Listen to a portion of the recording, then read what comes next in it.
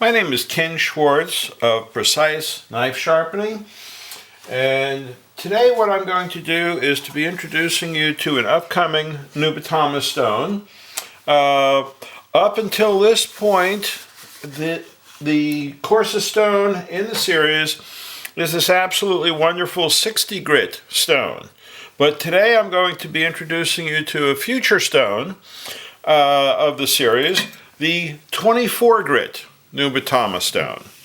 So I expect that this stone is going to be an extremely porous stone, and I can spray it briefly, but it immediately soaks in. It's a very coarse stone, obviously. This stone has some interesting uses. What I'm going to do in this demonstration is, and let me start running some water on here. As you can see, it goes right on in. And I expect that the water will just go right on through this stone. Well, it does seem to be taking its time, interestingly enough. You can see it going through now. So, anyhow, what I'm interested in doing with this is I'm going to be using this Shun cleaver. A number of people complain that they don't particularly care for the amount of belly in the cleaver. Now, the belly is the amount of roundness to an edge. So you can see when I put this up against the stone, let me wipe the water off so it's a little easier to see. You can see that it essentially is just touching at one point rather than any continuous area. So if I roll it this way, it's only touching at one point. So what I want to do with this is to flatten this belly out. In other words, make it a little bit more of a six-pack ab than a big belly. So there are various approaches to doing this. Now, what a lot of people will do is maintain the angle that it is initially sharpened at and just work the middle area more and more and more. But the problem that you wind up running into from a practical point of view is that you can get holes in the edge, in other words, thin spots and so forth, and then trying to line it all up again so that you have a flat surface without it being a little further in or a little further out gets to be something that can sort of drive you nuts. So what I'm going to do is something that some straight razor people do as well, which is to just level it out, and then I get a very blunt edge. Well, in fact, no edge. Something approaching the amount of edge that I have over here. And then recreating the angle. This does take a lot of work, but it does produce, in my opinion, a superior result. So we're going to let some water run on here. And you can see it does go out rather well. And just start grinding away. This will take a little bit of work. So, again, what I want to do is make the spine pretty much parallel to the stone. And I'm going to be just working the middle part. Now, for those who are squeamish, this won't sound pretty. So here we go.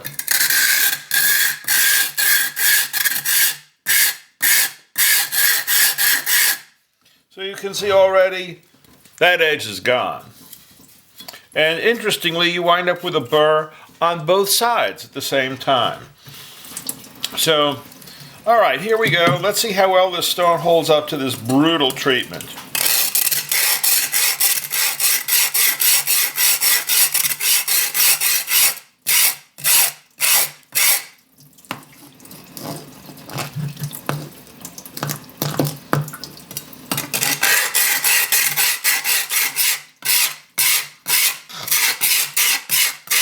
The angle is not too terribly critical on this, obviously, but we just want to get a sweet spot on the cleaver. So if we look at it now, we can see that already there's a much bigger contact area. There's a little gap here, a little gap here. So we're going to work on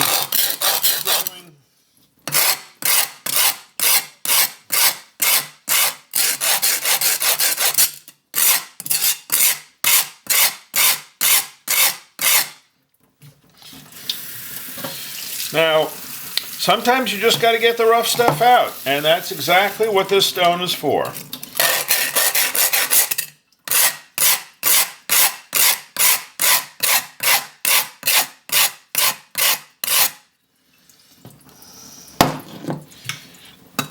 So let's see, what have we got now? Okay, we've got a nice flat spot extending about that much. We've got a little bit on each end to still give some rock for rocking type cuts as opposed to push cuts. I'm going to flatten a little bit more towards this side at this point.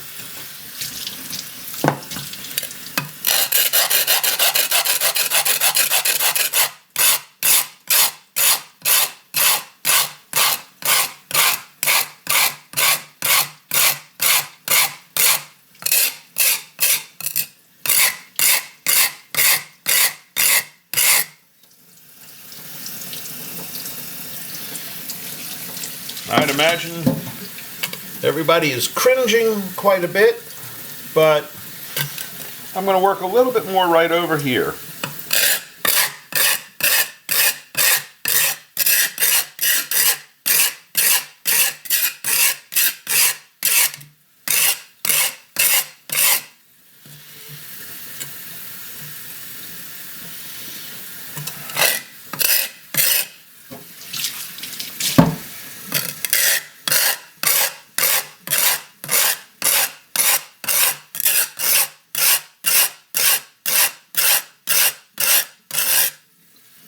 Okay, now we don't want to completely get to our final result because, you know, now we have an extremely dull area. We are pretty good, pretty symmetric, pretty flat. I'm still going to leave a little bit of belly off to the side. And now I have a very large burr over here. Not that much burr over here. So let's start establishing an edge. Again, there is nothing there for an edge at this point. So now let's get a little bit of an edge going and see how quickly things go here. So again, I'm going to be at about this angle.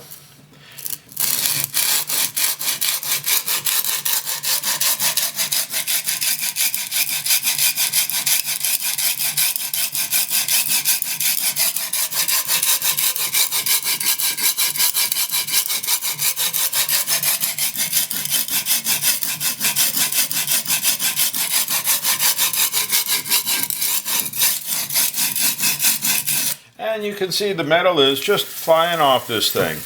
You can actually see some little sparkles of the metal.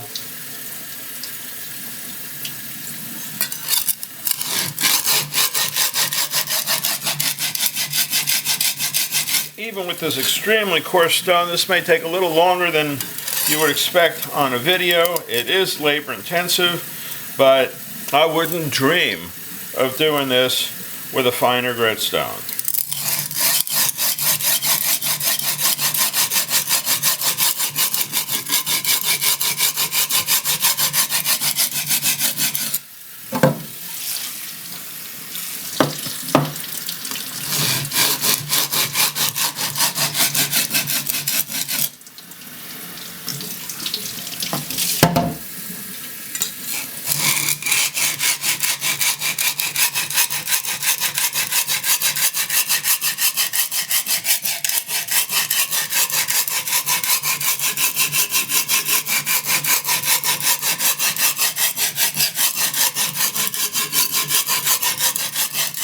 This is a project I've been meaning to do for years.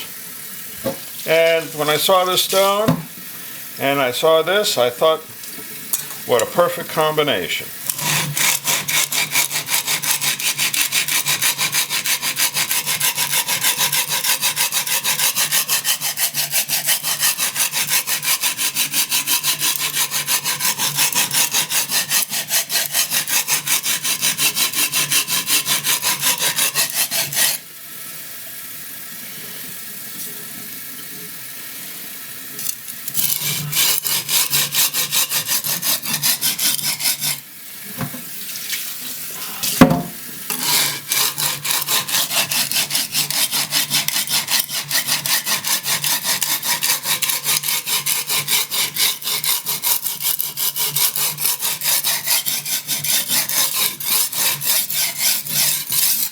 So the stone is staying quite flat, low wear rate. I think what we'll do at this point is take a little bit of a break, take a look at what this looks like, and just sort of extrapolate that this would probably be another 10-15 minutes of work up ahead. This stone as well can be used for extremely coarse stone flattening. Has a variety of uses. But if you don't know what you're doing, you will quickly erase metal and make mistakes. So we can take a look at it here and see that we have started to create a bevel along the length of it on both sides. It will still have a ways to go, and let's look at the profile. Okay, so now we have a good flat area about that long. We have an area up here that will let you rock cut without the blade sticking into the cutting board, and similarly so on the back. So we've changed this knife in a very short period of time to a profile that I think a whole lot of people will like.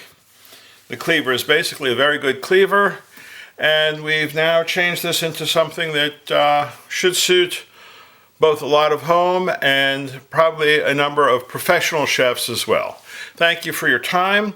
Again, this is a 24 grit Nubatama stone, as yet unclassified, and I look forward to hearing your comments about the stone. Thank you very much for your time.